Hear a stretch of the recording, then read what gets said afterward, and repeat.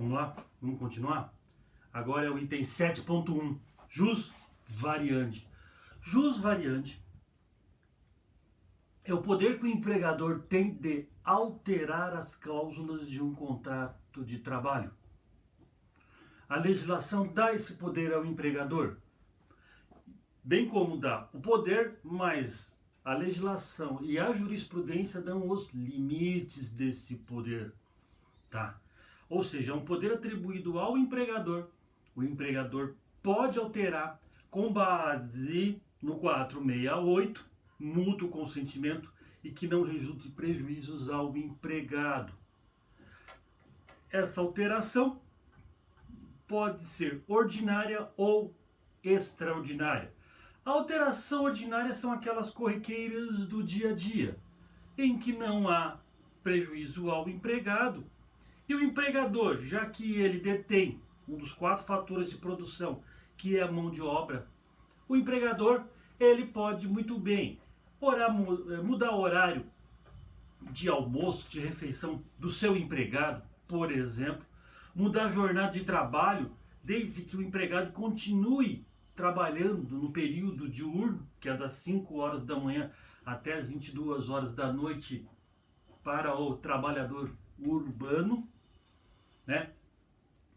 Por exemplo, aumentar ou diminuir, aumentar de 1h30 para 2 horas o tamanho do intervalo, mandando o empregado entrar mais cedo, mandando o empregado sair mais cedo.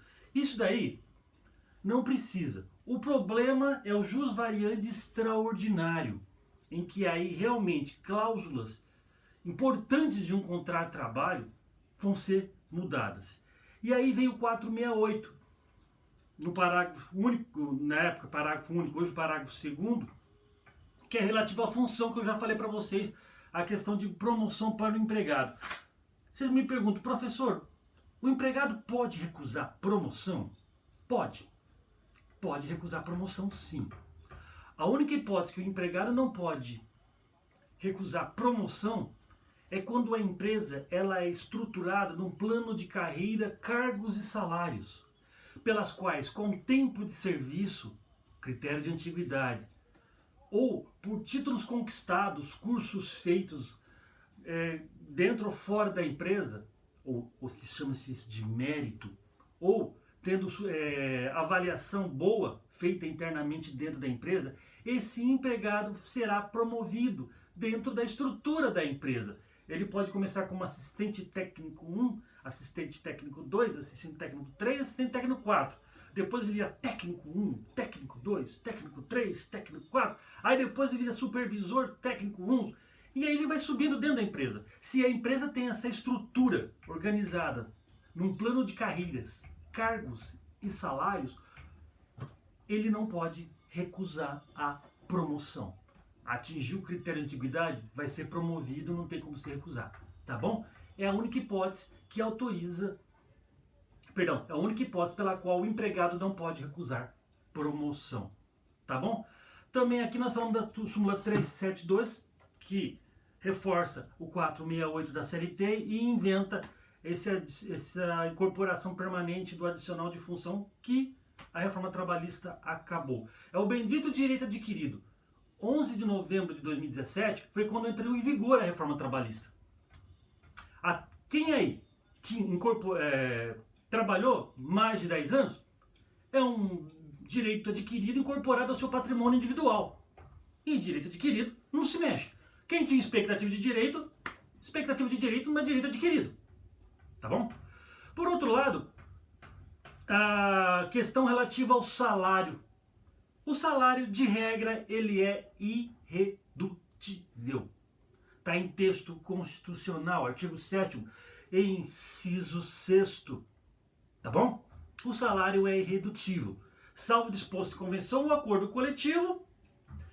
E agora nós estamos passando por um momento desse, pela qual a tal da MP aí, ela permite uma redução proporcional de salário, reduzindo proporcionalmente a jornada de trabalho. Mas é autorização legal que pode acontecer isso. Não é por ato unilateral, por vontade discricionária do empregador. É a legislação permitindo, tá? Relativo à prestação de serviço, é o local de prestação de serviço que é o próximo item, 7.2, tá bom? Relativo à duração do trabalho, a Constituição Federal, ela estabelece a carga de trabalho máxima, 8 horas por dia, 44 horas semanais.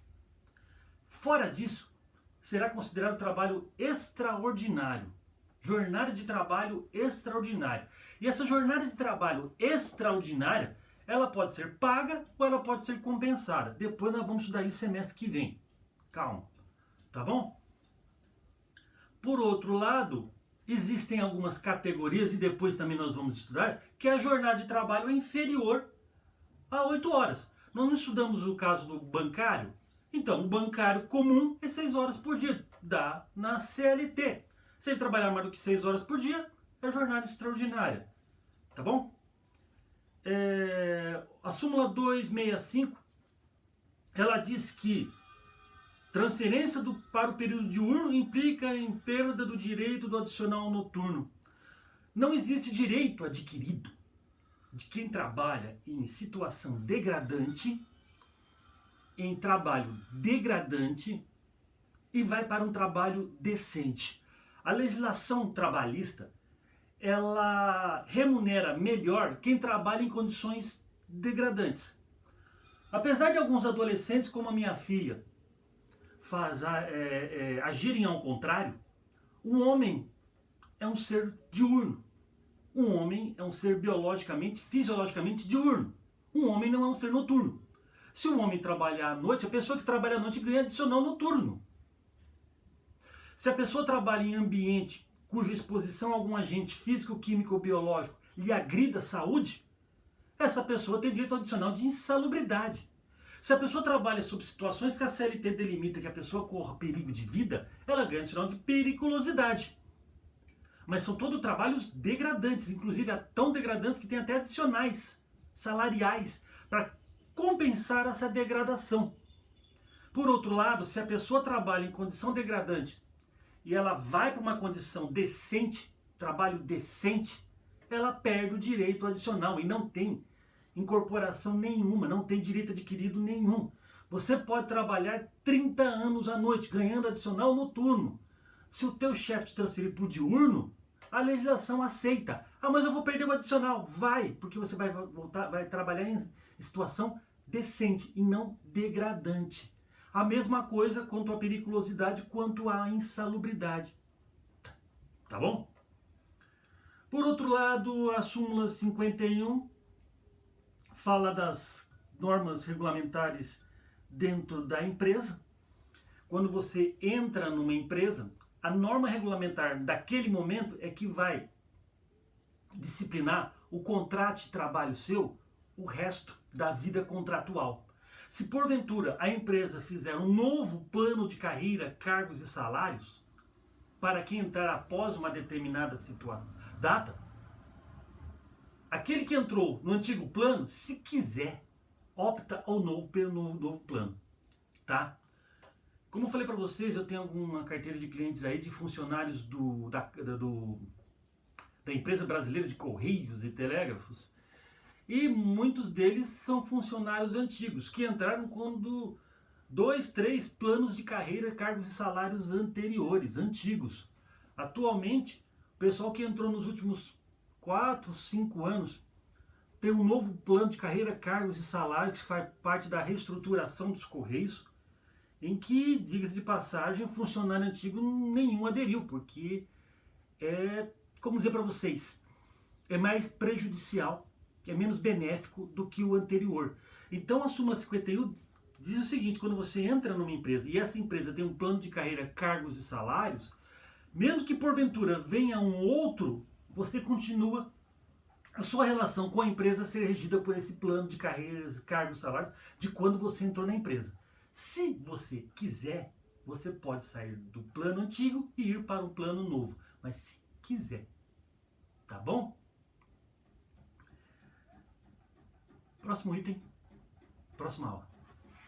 Beijo. Tchau, tchau.